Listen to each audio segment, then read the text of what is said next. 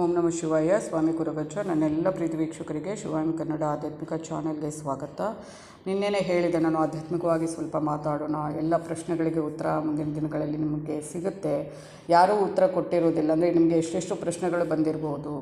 ಎಲ್ಲ ಒಂದು ವೈಯಕ್ತಿಕ ಏನು ಹೇಳ್ತಾರೆ, ಯಾಕೆ ಈ ಕಲಿಯುಗದಲ್ಲಿ ಈ ಥರ ಎಲ್ಲ ಆಗ್ತಾಯಿದೆ, ಒಳ್ಳೆಯವರಿಗೆ ಕಾಲ ಇಲ್ವಾ, ಕೆಟ್ಟವರಿಗೆ ಮಾತ್ರ ಕಾಲನ, ಅವರಿಗೆ ಶಿಕ್ಷೆ ಇಲ್ವಾ, ನಮಗೆ ಯಾಕೆ ಶಿಕ್ಷೆ, ನಾವು ಇಷ್ಟು ದೇವರನ್ನು ನಂಬ್ತೇವೆ ಆದರೂ ನಮಗೆ ಯಾಕೆ ಈ ಥರ ಏನೇನೋ ಪ್ರಶ್ನೆಗಳು, ಆ ಥರ ರಿಲೇಟೆಡ್ ಆಗಿ ತುಂಬ ಪ್ರಶ್ನೆಗಳು ನಿಮ್ಮನ್ನು ಕಾಡ್ತಾ ಇರ್ಬೋದು. ಅದಕ್ಕೆ ಮುಂದಿನ ದಿನಗಳಲ್ಲಿ ಎಲ್ಲದಕ್ಕೂ ಉತ್ತರ ಕೊಡ್ತೇನೆ. ಅದಕ್ಕೆ ನಾನು ಈ ಒಂದು ನಿನ್ನೆನೇ ಹೇಳಿದೆ ಸ್ಟಾರ್ಟ್ ಮಾಡ್ತೇನೆ, ಆಧ್ಯಾತ್ಮಿಕವಾಗಿ ಮಾತಾಡೋಣ ಅಂತ. ಹಾಗೆಯೇ ಬೇರೆ ಬೇರೆ ವಿಷಯಗಳ ಬಗ್ಗೆನೂ ಮಾತಾಡೋಣ.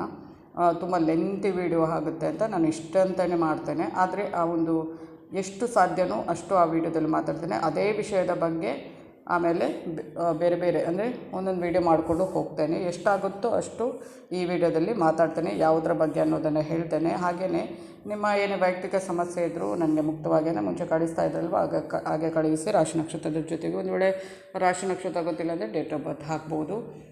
ಹಾಗೆಯೇ ರಾಶಿ ನಕ್ಷತ್ರ ಗೊತ್ತಿಲ್ಲದವರು ಕೂಡ ಕೇಳ್ಬೋದು, ಖಂಡಿತವಾಗ್ಲೂ ಉತ್ತರಿಸ್ತೇನೆ.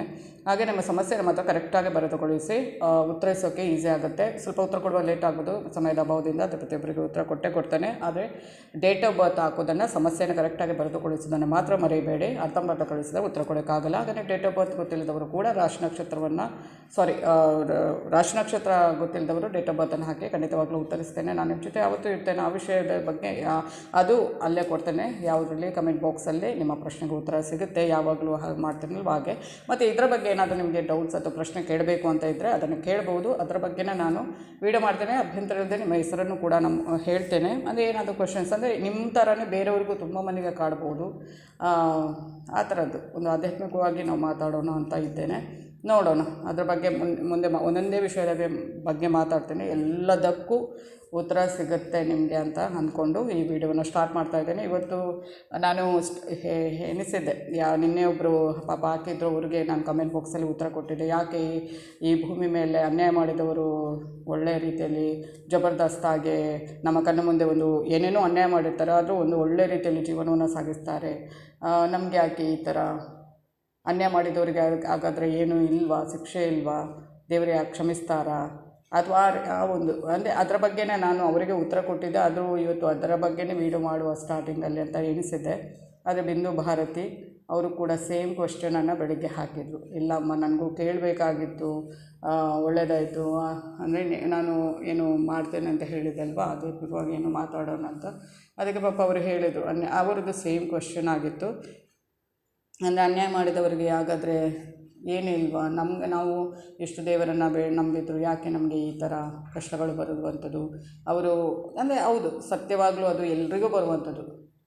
ಹಾಗೆಯೇ ಬಿಂದು ಕೂಡ ಕೇಳಿದರು. ಖಂಡಿತವಾಗ್ಲೂ ಅದಕ್ಕೆ ಎಷ್ಟು ಸಾಧ್ಯನೋ ಅಷ್ಟು ಈ ವಿಡಿಯೋದಲ್ಲಿ ನಾನು ಉತ್ತರ ಕೊಡ್ತೇನೆ. ಆಮೇಲೆ ಕಂಟಿನ್ಯೂ ಆಗಿರುತ್ತೆ.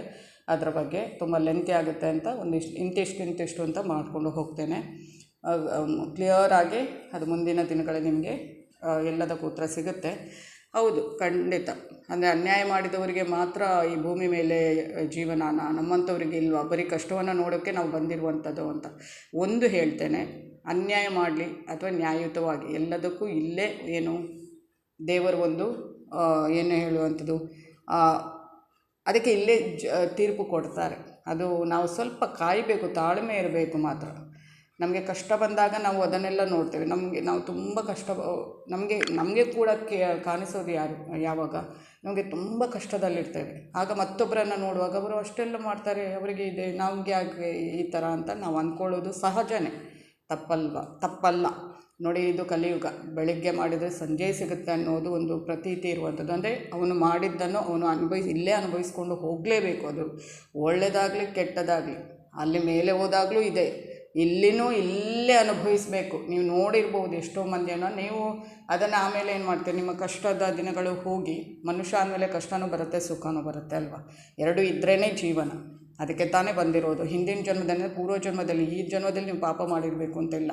ಹಿಂದಿನ ಜನ್ಮದಲ್ಲಿ ನೀವು ಏನು ಪಾಪ ಮಾಡಿದಿರೋ ಅಥವಾ ಏನು ಪುಣ್ಯ ಮಾಡಿದಿರೋ ಅದನ್ನು ಕರೆಕ್ಟಾಗಿ ಅನುಭವಿಸಲಿಕ್ಕೆ, ಅಥವಾ ಒಂದು ಪಾಪದ ಕರ್ಮವನ್ನು ನಾವು ಅದನ್ನು ಸರಿ ಮಾಡಿಕೊಂಡು ಹೋಗೋಕ್ಕೆ, ಪುಣ್ಯ ಏನು ಮಾಡಿರ್ತೇವೆ ಅದನ್ನು ಆ ಒಂದು ಏನು ಪುಣ್ಯದ ಫಲ ಇರುತ್ತೆ ಅದನ್ನು ಉಣ್ಲಿಕ್ಕೆ ಅಂತ ದೇವರು ಕಳಿಸುವಂಥದ್ದು. ಅದು ಏನು ಮಾಡ್ತೇವೆ, ಹಿಂದಿನ ಜನ್ಮದಲ್ಲಿ ನಾವು ಪುಣ್ಯ ಮಾಡಿರ್ತೇವೆ ಸರಿ, ಆದರೆ ಈ ಜನ್ಮದಲ್ಲಿ ಬಂದಾಗ ಅದು ಏನಾಗುತ್ತೆ, ಅದರ ಒಂದು ಫಲ ಏನಿರುತ್ತೆ, ಆ ಪುಣ್ಯದ ಫಲ ಅದನ್ನು ನಾವು ಇದು ಮಾಡುವಾಗ ಅನುಭವಿಸುವಾಗ ನಮಗೆ ಈ ಜನ್ಮದಲ್ಲಿ ಅಂದರೆ ನಮ್ಗೆ ಗೊತ್ತಿರೋದಿಲ್ಲ ಹಿಂದಿನ ಜನ್ಮದ್ದು ಇದು ನಮಗೆ ಈ ಥರ ಬಂದಿರುವಂಥದ್ದು. ನಾವು ಅಹಂಕಾರವನ್ನು ಮೆರೆಯುತ್ತೇವೆ. ಆವಾಗ ಒಳ್ಳೇದು ಮಾಡಿದರೆ ಒಳ್ಳೆಯದೇ ಆಗುತ್ತೆ ಬಿಡಿ. ಕೆಟ್ಟದ್ದು ಹಿಂದಿನ ಜನ್ಮದಲ್ಲಿ ಕೆಟ್ಟದ್ದು ಮಾಡಿರ್ತೇವೆ, ನಾವು ಏನೇನೋ ಕೆಟ್ಟ ಕೆಲಸಗಳನ್ನು ಮಾಡಿರ್ತೀವಿ. ಹಾಗೆ ಈ ಜನ್ಮದಲ್ಲಿ ನಮಗೆ ಏನೇನೋ ಒಂದು ಕೆಟ್ಟದಾಗುವಂಥದ್ದು ಯಾವಾಗ ಆಗುವಂಥ ಅದು ಇಂಪಾರ್ಟೆಂಟ್. ಎಲ್ಲ ಡೀಟೇಲಾಗಿ ಹೇಳ್ತೇನೆ, ಒಂದೇ ವಿಡಿಯೋದಲ್ಲಿ ಹೇಳಲಿಕ್ಕೆ ಆಗೋದಿಲ್ಲ, ದಯವಿಟ್ಟು ಕ್ಷಮಿಸಿ. ಪ್ರತಿಯೊಂದು ಇದಕ್ಕೆ ಕ್ಲಿಯರಾಗಿ ಕೆಲವು ವಿಡಿಯೋ ಮಾಡಬೇಕಾಗುತ್ತೆ. ಇನ್ನು ಒಂದು, ನಮಗೆ ಯಾವಾಗ ಕಷ್ಟ ಬರುತ್ತೆ, ಲೈಫ್ ಲಾಂಗ್ ಕಷ್ಟದಲ್ಲೇ ಇರ್ತೇವಾ ಅಥವಾ ಇಂಥ ಸಮಯದಲ್ಲಿ ನಮಗೆ ಕಷ್ಟ ಬರುತ್ತೆ ಅಂತ ಇರುತ್ತೆ, ಆಯಿತಾ. ನಾವು ಅದನ್ನೇ ದೊಡ್ಡದಾಗೆ ನೋಡಿಕೊಂಡು ಹೋಗೋದು ಆಗುತ್ತೆ. ಯಾವಾಗ ಕಷ್ಟ ಬರುತ್ತೆ ಅದನ್ನು ಕೂಡ ಮುಂದೆ ಹೇಳ್ತೇನೆ ನಾನು, ಇದ್ರ ಬಗ್ಗೆ ಎಲ್ಲವನ್ನ